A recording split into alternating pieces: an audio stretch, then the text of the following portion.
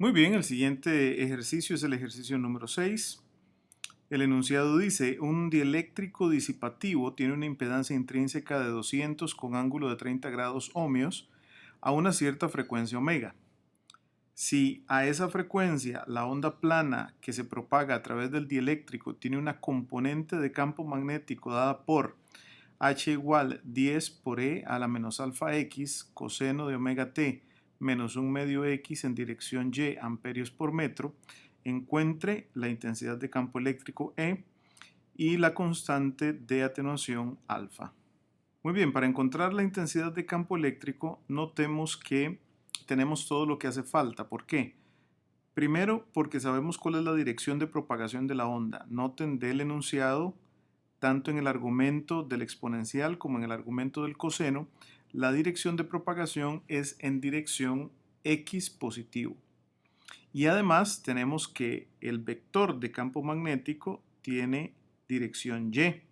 Esto significa que podemos determinar la dirección del vector de campo eléctrico de manera que E cruz H sea más y. Por otra parte, necesitamos la amplitud del campo eléctrico y esta la podemos calcular con la ayuda de la impedancia intrínseca y la amplitud de campo magnético. Así es que podemos calcular de una manera relativamente sencilla la intensidad de campo eléctrico E.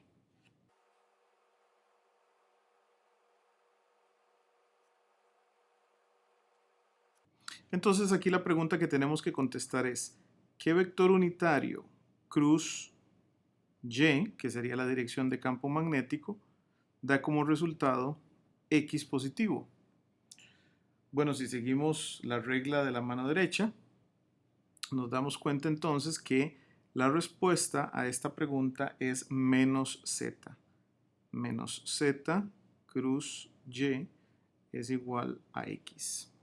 Así es que la dirección del vector de campo eléctrico es menos Z.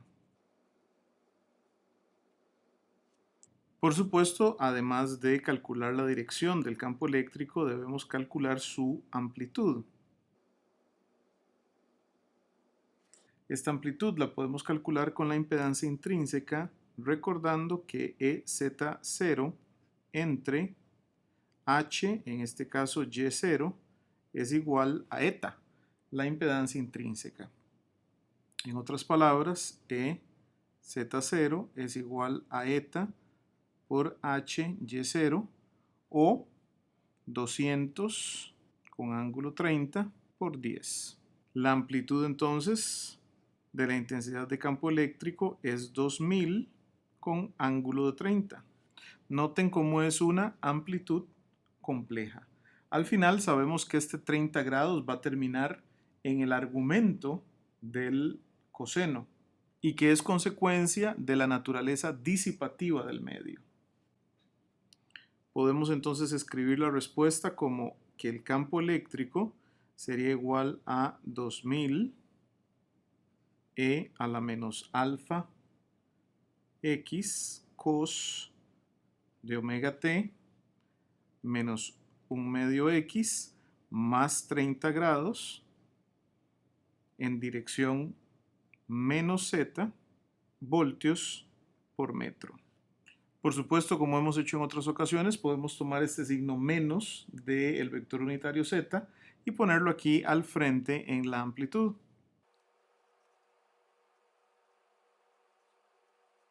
Donde tendríamos entonces la respuesta a la primera parte del problema que nos solicita la intensidad de campo eléctrico.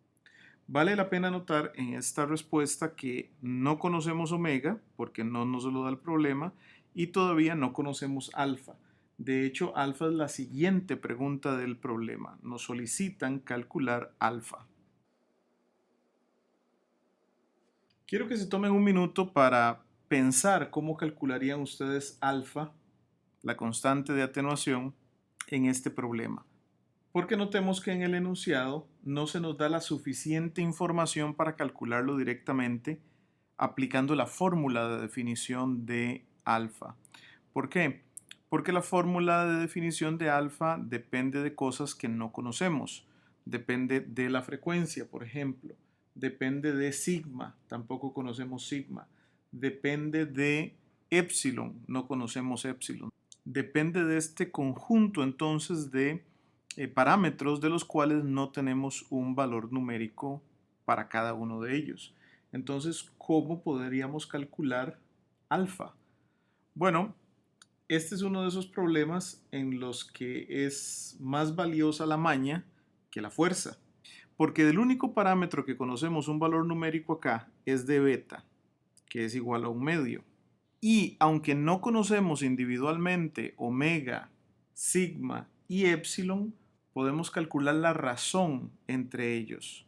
¿Por qué?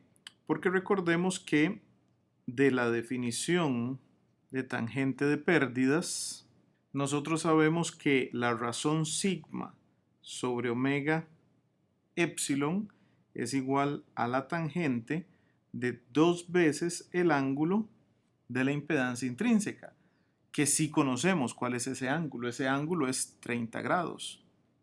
Así es que sigma entre omega epsilon es igual a tangente de 60 grados, que es igual a raíz de 3. Ahora, valiéndonos de que conocemos cuánto es beta y cuánto es esta razón, aunque no conozcamos los valores individuales, podemos hacer el siguiente razonamiento. Vamos a plantear la razón entre alfa y beta. Si recuerdan, la diferencia entre alfa y beta es simplemente un signo. Y entonces esto quedaría de la siguiente forma.